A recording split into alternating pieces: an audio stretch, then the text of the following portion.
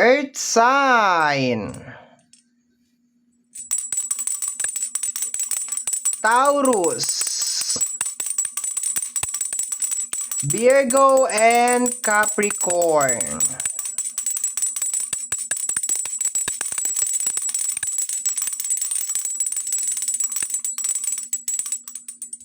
Okay?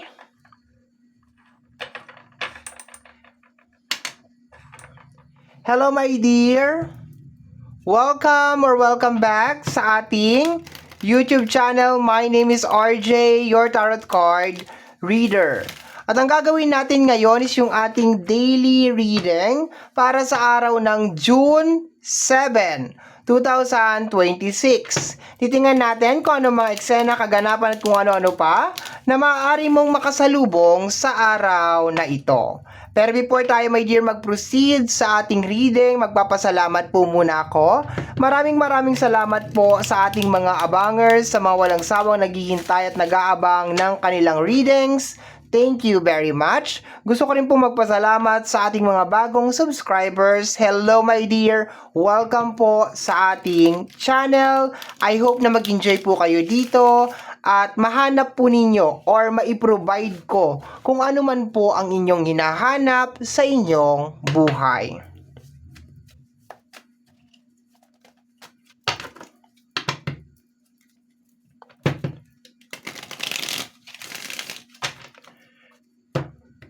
Kagaya po ng lagi kong nasasabi or lagi kong sinasambit, ang tanging hiling at dasal ko lamang po sa ating buong may kapal na ang mga readings na ginagawa ko ay nakakatulong po sa ating lahat. Let's go na tayo, Earth sign. Taurus, Virgo, and Capricorn. Let me see what is going on. We have here the Six of Wands. Kasama ng ating Six of Wands I see, okay, the Five of Cups. Okay, medyo mababa ang energy mo today, my dear. Okay, there's a tendency you are expecting some good news or result. Okay, kasi may Five of Cups. Okay na sana itong Six of Wands eh.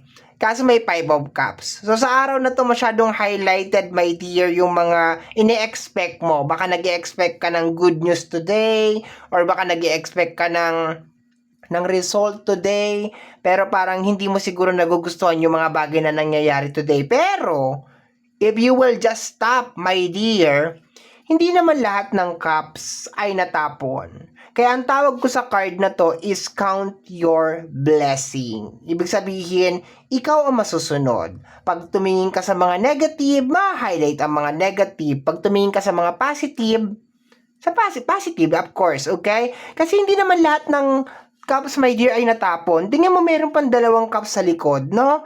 So, sa araw na to, my dear, you need to count your blessing. Huwag masyadong maging highlighted, my dear, yung mga bagay na ini-expect mo na dapat mangyari ngayon. Kasi baka may mga kinakailangan pang mangyari or mayroon pa mga kinakailangan na adjustment, okay?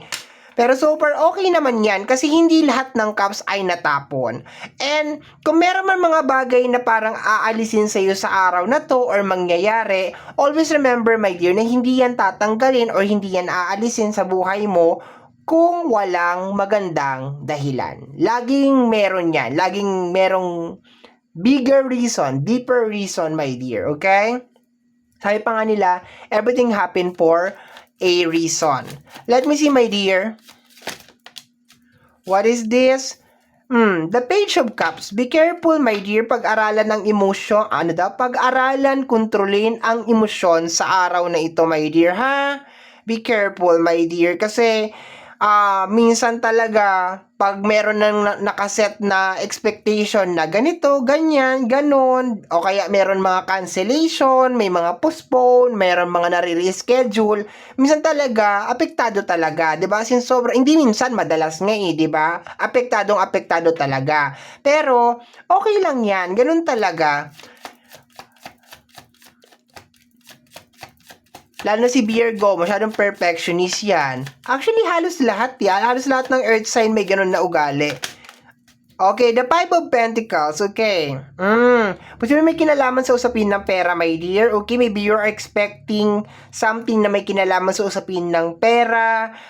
Baka result nga ito or outcome ng isang bagay, okay.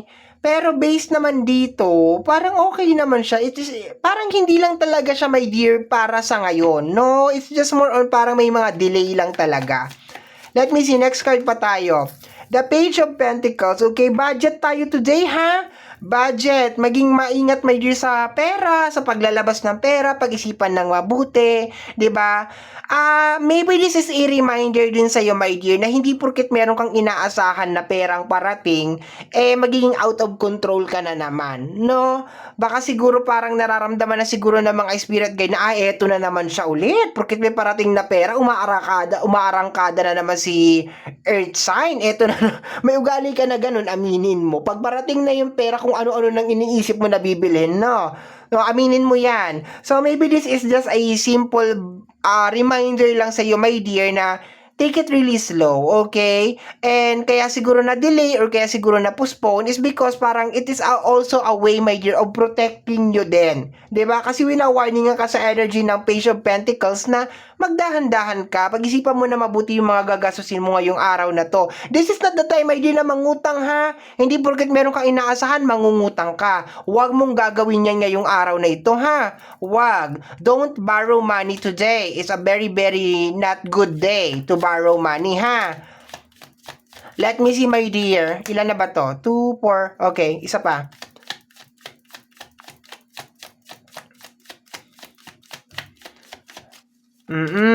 Sabi pa nga ng mga matatanda, pag maikli ang kumot, matutong mamaluktot. We have here the energy of the Moon card. Okay.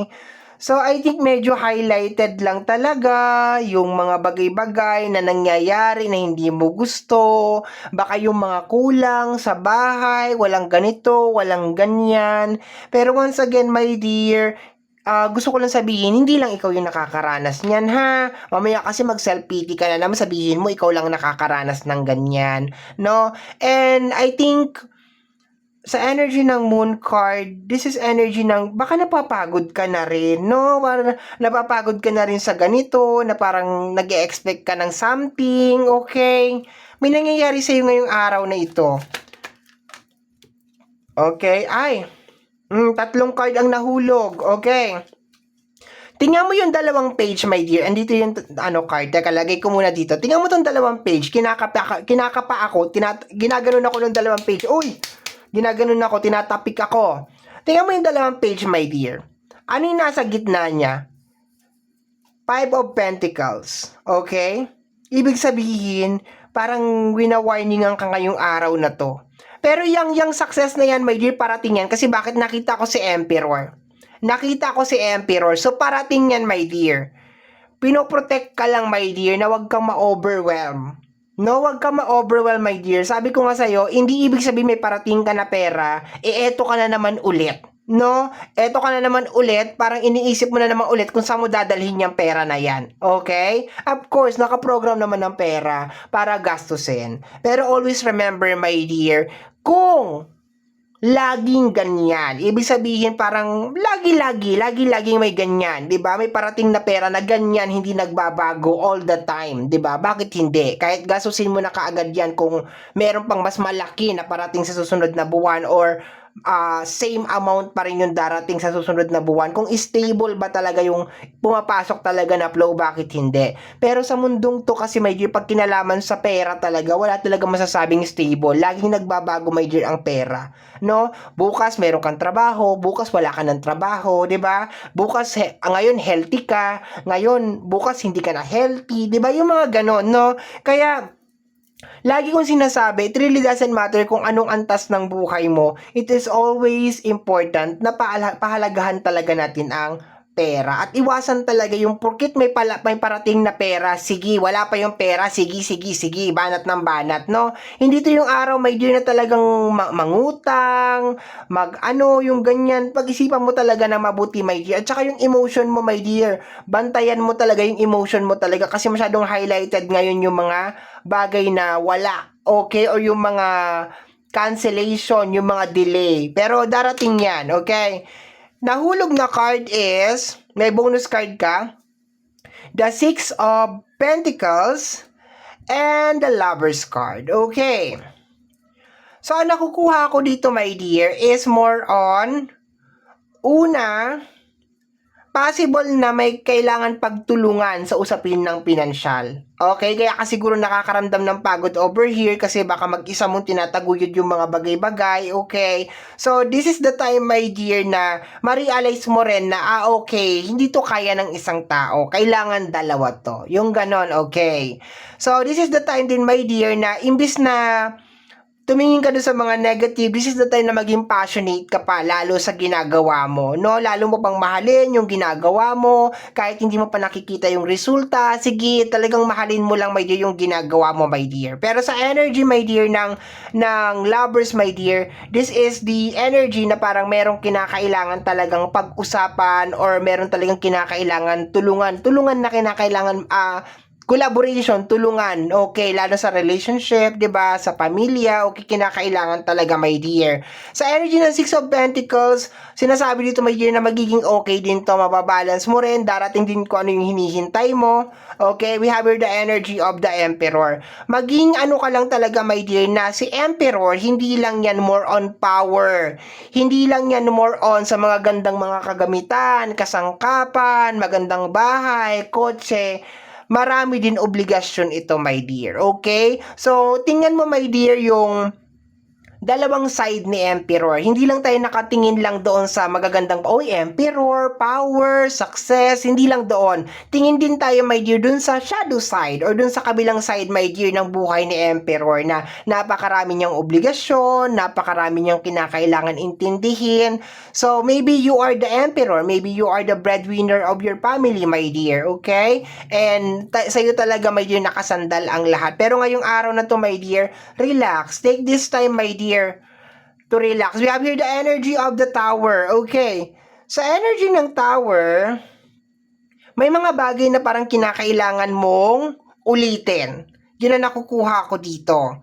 Parang kinakailangan talaga mo yun maging consistent ka talaga, no? Para sinasabi, para maabot mo itong tayog ng tagumpay na gusto mo mangyari, kinakailangan talaga, isagad mo talaga, maging consistent ka talaga. My dear, success is coming. Yun nga lang, parang ang nakukuha ko dito, kunyari, pag nagkamali ka ngayong araw na to, kunyari, ay, mali, ganito, ganyan, huwag kang mainis.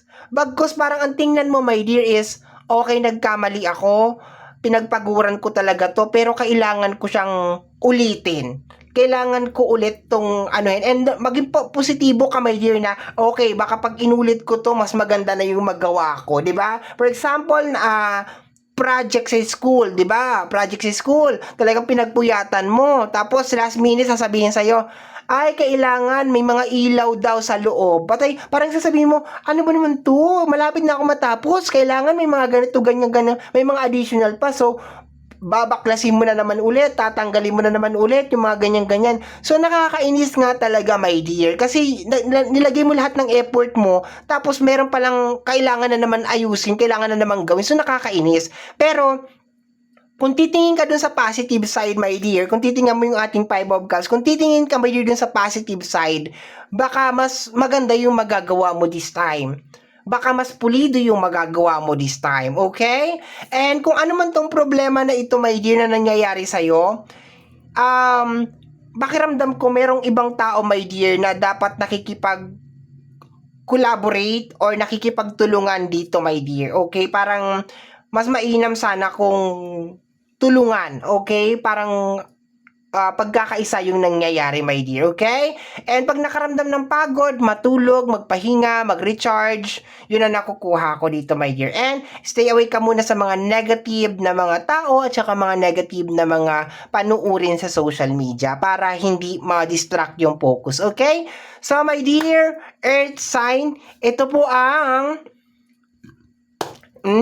nag-acid reflux ako. Ito po yung nasagap natin na energy message para sa araw na ito, June 7, 2026. Kagaya po ng lagi kong nasasabi o sinasambit, my dear, ang tanging hiling at dasal ko lamang po sa ating buong may kapal na ang mga readings na ginagawa ko ay nakakatulong po sa ating lahat.